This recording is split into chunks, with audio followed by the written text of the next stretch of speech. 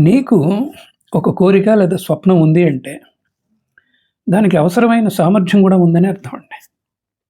ఇది భగవంతుని సృష్టిలో ఉన్న గొప్పతనం అనమాట. ఊరికినే అలా భూమి మీద పంపించేయడండి.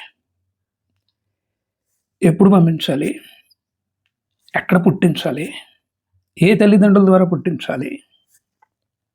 ఏ ప్రయోజనం కోసం పుట్టించాలి అన్నది భగవత్ నిర్ణయం. అంటే విశ్వ నిర్ణయం అనమాట. కాబట్టి మనం మొట్టమొదటిగా నమ్మాల్సిన విషయం ఏంటంటే, మనకు కలిగిన కోరికలు గానీ, మనకొస్తున్న ఆలోచనలు గానీ, మన సామర్థ్యానికి తగ్గవే. ఇక్కడ ఎట్టి పరిస్థితుల్లో కూడాను వెనకంజ వేయకూడదండి. అయితే వీటన్నిటిని సాకారం చేసుకోవటంలో మనం ఎంతో కొంత కష్టపడాలి కదా! మరి దీనికి మొట్టమొదటి అడుగు ఏమన్నా ఉందా? అంటే ఒక ప్రాథమిక లక్షణం ఏమన్నా ఉందా? అని గనక ఆలోచిస్తే, నాకు తట్టిన విషయం ఒకటి చెప్తానండి. అదేంటంటే, సూర్యోదయంతో పాటు నిద్ర లేవటం అండి. ఇలా లేచే వాళ్ళందరిలోనూ కూడాను ఒక సహజ లక్షణం ఉంటుంది. అదేంటంటే, తమ అంతర సామర్థ్యాన్ని ఎప్పటికప్పుడు వెలిగిస్తూ ఉండాలన్న ఒక తాపత్రయం అనమాట. అసలు ఈ తాపత్రయం ఉంటే చాలండి. మిమ్మల్ని మీ ప్రియారిటీసే నడిపిస్తాయన్నమాట. ప్రియారిటీసే నడిపిస్తాయి. చాలాసార్లు చెప్తూ ఉంటాను. ఒక స్థాయికి ఎదిగిన మేధావులను చూడండి, పారిశ్రామికవేత్తలను చూడండి, మఠాధిపతులను చూడండి, లేకపోతే రాజకీయ నాయకులను చూడండి. వాళ్ళలో ఉండవలసిన ఉండిన ప్రథమ లక్షణం ఏంటంటే, బద్ధకస్తుల ప్రపంచం అదమర్చి నిద్రపోతున్నప్పుడు 3:30, 4 కల్లా లేచేస్తారండి. లేచి కార్యాచరణకు ఉపక్రమిస్తారు వారు. అందుకనే వాళ్ళు చాలా డిఫరెంట్‌గా కనపడతారు ఈ సామాన్య ప్రపంచానికి. అయితే ఇక్కడే ఒక రిలేటివ్ పాయింట్ ఉందండి. అదేంటంటే, మనిషికి జ్ఞానం ఉండాలి నిజమే. అసలు జ్ఞానం ఎలా వస్తుంది? చదవటం ద్వారా, వినటం ద్వారా, చూడటం ద్వారా, సరే కొంత అనుభవించడం ద్వారా కూడాను వస్తుంది. కానీ నిన్ను నీవు డిఫరెంట్‌గా ఆవిష్కరించుకోవాలి అని గనక అనుకుంటే, అంటే నువ్వేం కావాలనుకుంటున్నావో అది కావాలి అని గనక నువ్వు అనుకుంటే, ఊహా ప్రపంచంలో ప్రతిరోజు కొంతకాలమైనా గడపాలండి. కొంతసేపైనా సరే గడపాలి. కొంతసేపైనా గడపాలి. అంటే నువ్వేం కావాలి అని అనుకుంటున్నావో, ఆ రూపంలో నిన్ను నువ్వు ఊహించుకోగలగాలి. అది గొప్ప న్యాయమూర్తిగా కావచ్చు, గొప్ప ఆటగాడిగా కావచ్చు, తండ్రిగా కావచ్చు, భర్తగా కావచ్చు, లేకపోతే గొప్ప దేశ పౌరుడిగా కావచ్చు. నీ ఇష్టం. నువ్వేం కావాలనుకుంటున్నావో దాన్ని రోజు కళ్ళు మూసుకొని ఊహించుకో. ఆ ఊహ ఉండాలండి. కాబట్టి ఒకవైపు జ్ఞానాన్ని మనం సముపార్జించుకుంటూనే, ఇంకో పక్క అద్భుతంగా ఊహా ప్రపంచంలో విహరించగలగాలండి. లేకపోతే కాలయాపన అయిపోతుంది. నేను చాలాసార్లు చెప్తూ ఉంటాను కదా! రోజులు వారాలుగా, వారాలు నెలలుగా, నెలలు సంవత్సరాలుగా మారిపోతూ మనం సామాన్యుడిగా మిగిలే అవకాశం ఉందండి. ఒక అపరిచిత వ్యక్తిగా ఈ భూమిని వదిలే ప్రమాదం కూడా ఉందన్నమాట. కనీసం గోడ మీద కూడాను రేపొద్దున మన ఇంట్లో మన ఫోటో ఉంటదండి. చూడటానికి కొంచెం వినటానికి కొంచెం ఇబ్బందిగా ఉంటుందేమో కానీ, చాలామంది జీవితాల్లో ఇదే జరుగుతున్నదండి. మనవడొచ్చి ఎవరినన్నా ఆయన అని తాత ఫోటోను చూస్తూ అడుగుతాడట. ఆ పరిస్థితి రాకూడదండి. ఆ పరిస్థితి రాకూడదు.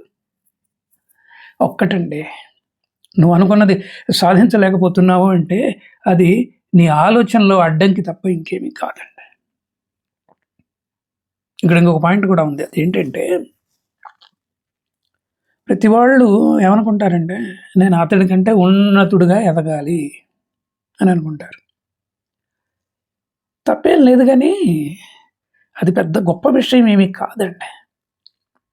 ఎందుకంటే ఈ భూమి మీదకి రావటంలో అసలు అతని ప్రయోజనం వేరు, అతని ఆలోచనలు వేరు, అతని కార్యాచరణ కూడా వేరు. అలాగే నీ ఆలోచనలు వేరు, నీ ప్రియారిటీస్ వేరు కదా! నీ కార్యాచరణ కూడాను వేరుగా ఉంటుందండి. ఎందుకంటే నీకు వచ్చిన ఆలోచనలు ఈ ప్రపంచంలో ఎవరికీ రావు. నీకెందుకు వస్తున్నాయంటే నీకు రావాలి కాబట్టి వస్తున్నాయి. ఎందుకంటే నువ్వు పర్పస్ కోసం ఈ భూమి మీద పంపబడ్డావు కదా. కాబట్టి ఇంకో వ్యక్తి కంటే ఉన్నతుడిగా కావాలి అని అనుకోవటంలో పెద్ద గొప్పతనం ఏమీ లేదండి. ఆ మాటకొస్తే కాలేవు కూడా.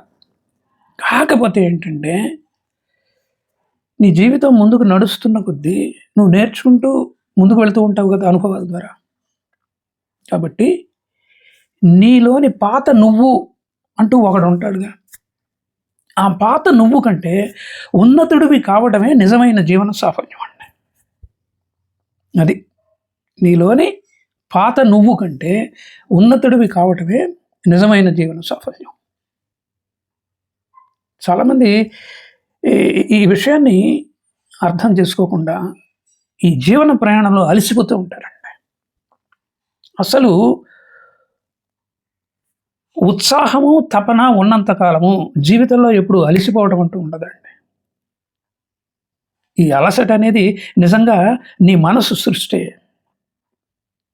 నువ్వు అలసిపోతున్నావంటే నీ ఆలోచనలు మార్చుకోవాలి, నీ ఆటని మార్చుకోవాలి, నీ కార్యాచరణ కూడా మార్చుకోవాలండి. స్వామి వివేకానంద ఒక చోట ఒక అద్భుతమైన మాట అంటాడు. అదేంటంటే నీకు ఇష్టమైన ఉపాధిని ఎందుకో జీవితంలో ఒక్కరోజు కూడా నువ్వు పని చేయవలసిన అవసరం రాదు అని. ఎంత గొప్ప మాట అండి అది. ఇష్టమైన ఉపాధిని ఎన్నుకో, దాంట్లో అద్భుతమైన కార్యాచరణ ఉంటుంది. ఒక్కరోజు కూడాను పని చేస్తున్నాను అన్న ఫీలింగ్ కలగదండి. ఒక అద్భుతమైన లక్ష్యానికి నా జీవితాన్ని ఫణంగా పెడుతున్నానన్న ఒక గర్వం కూడా ఉంటుందన్నమాట. అంటే అసలు గొప్ప వాస్తవం ఏంటంటేనండి,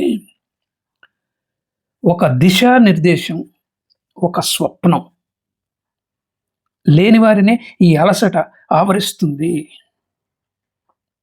ఎప్పుడు తపనతో అన్వేషిస్తూ పోతూ ఉంటే వారు అనుకున్నది సాధించగలుగుతారండి. వారి జీవితంలో జరుగుతుందన్నమాట. చాలామంది అసమర్థులు, సామాన్యులు ఏమంటుంటారంటే, నేనేదో సాధించాలనుకుంటున్నాను, నా తప్పులను ఒప్పులు చేసుకోవాలనుకుంటున్నాను, ఆ మాటకు వస్తే నా జీవితాన్ని బాగు చేసుకోవాలనుకుంటున్నాను, కానీ నాకు అసలు సమయం దొరకట్లేదు అంటూ ఉంటారు. తప్పండి, అది తప్పు. ఇది అసమర్థతకి సూచన అన్నమాట. ఇది ఎలాగ ఉంటుందంటే, కారు డ్రైవింగ్లో బిజీగా ఉన్నాను కానీ పెట్రోల్ పోయించుకోవడానికి టైం లేదు అనడం లాంటిది. అలాగే ఆకలిగా ఉంది కానీ భోజనం చేయడానికి, భోజనం వండుకోవడానికి టైం లేదు అనడం లాంటిది. ఇది అజ్ఞానానికి, మూర్ఖత్వానికి నిదర్శనం తప్ప మరేమీ కాదండి. ఇతరులని అర్థం చేసుకోవడంలో తప్పులేదండి, అర్థం చేసుకుంటూ ముందుకు పోవాల్సిందే. కానీ మనల్ని మనం అధ్యయనం చేసుకోకుండా ఉంటే మటుకు, అంటే ఒక విధంగా మనల్ని మనం అధ్యయనం చేసుకోలేకపోతే అంతకు మించిన ఘోరమైన తప్పు మరొకటి లేదండి. ఘోరమైన తప్పు మరొకటి లేదు. వీటన్నిటికీ ప్రధానం ఏంటంటే మనస్సేనండి. మనసే. ఈ మనిషి యొక్క మనస్సు ఉంది చూసారా, ఆ మాటకు వస్తే జీవి యొక్క మనస్సు ఉంది చూసారా, ఇది గొప్ప ఫిల్టర్ లాంటిదండి. దాన్ని చాలా జాగ్రత్తగా ఉపయోగించుకోవాలన్నమాట. అలా కనుక ఉపయోగించుకున్నట్లయితే అనవసరమైన ఆలోచనలని అవి ఏం చేస్తుందంటే వడపోస్తుంది. వడపోసి అంటే పనికిరాని వాటిని అన్నింటినీ కూడాను తీసిపారేసి ముఖ్యమైన వాటిని మనకు అందిస్తూ ఉంటుందండి. ఎప్పుడైతే మనం రాని వాటిని గురించి మనం ఆలోచిస్తున్నామో అవి అలా నిలబడిపోతాయి అంతే తప్ప మంచి ఆలోచనలు కిందకి దిగవండి. సో మనస్సు అంత గొప్పదండి, అంత గొప్పది. ఈ మనసులో నుంచి బుద్ధి పుడుతుందండి. ఈ బుద్ధి ఎంత గొప్ప సేవకురాలో అంత యజమాని కూడా అని ఎక్కడో నేను చదివానండి. కాబట్టి మనసును కనుక సమాయత్తపరుచుకొని సకారాత్మకమైన ఆలోచనలతో కనుక నింపుకుంటే అది పనికిరాని వాటిని అన్నింటినీ తీసేసి, అంటే వడపోసి మనకి ముఖ్యమైన వాటిని అందిస్తూ ఉంటుందండి. కాబట్టి ఎప్పుడు కూడాను మనము మన లక్ష్యం గురించి ఆలోచిస్తూ ఉండాలి. ఇతరుల కంటే గొప్ప వ్యక్తిగా కనబడే ప్రయత్నం చేయాలండి. సో ఇది చాలా ముఖ్యమైన విషయం ప్రతి మానవ జీవితంలో కూడాను. కానీ చాలామంది క్యాజువల్‌గా ఉంటుంటారు. అలా క్యాజువల్‌గా ఉండే వాళ్ళందరూ కూడాను సామాన్యమైన జీవితాన్ని గడుపుతూ ఉంటారండి. సో, ఇదండి ఈ వీడియోలోని సంగతి. ఇంతకంటే పెద్దగా చెప్పవలసిందేం లేదు. ఈ వీడియో గనుక నచ్చితే నా ఛానల్‌కి సబ్స్క్రైబ్ చేయండి. వీలైనంత ఎక్కువ మందికి షేర్ చేయండి. బెల్ ఐకాన్ ఉంటుంది నొక్కండి. లైక్ బటన్ ఉంటుంది నొక్కండి. అలాగే కామెంట్ బాక్స్‌లో మంచి మెసేజ్ పెట్టండి. లేదు కిరణ్ గారు మీతో మాట్లాడాలి అనుకుంటే హాయిగా మాట్లాడండి. నా పేరు మారుతి కిరణ్ పోరూరి. ఇదే నా యూట్యూబ్ ఛానల్ కూడా. మీరు యూట్యూబ్‌లోకి వెళ్ళి MARUTHI అని టైప్ చేసి స్పేస్ ఇచ్చి KIRAN అని కనుక టైప్ చేస్తే PORURI పోరూరి అని మా ఇంటి పేరు వస్తుందండి. అదే నా యూట్యూబ్ ఛానల్. ఇకపోతే నా ఫోన్ నెంబర్ వచ్చేసి 9491063089. నమస్కారం.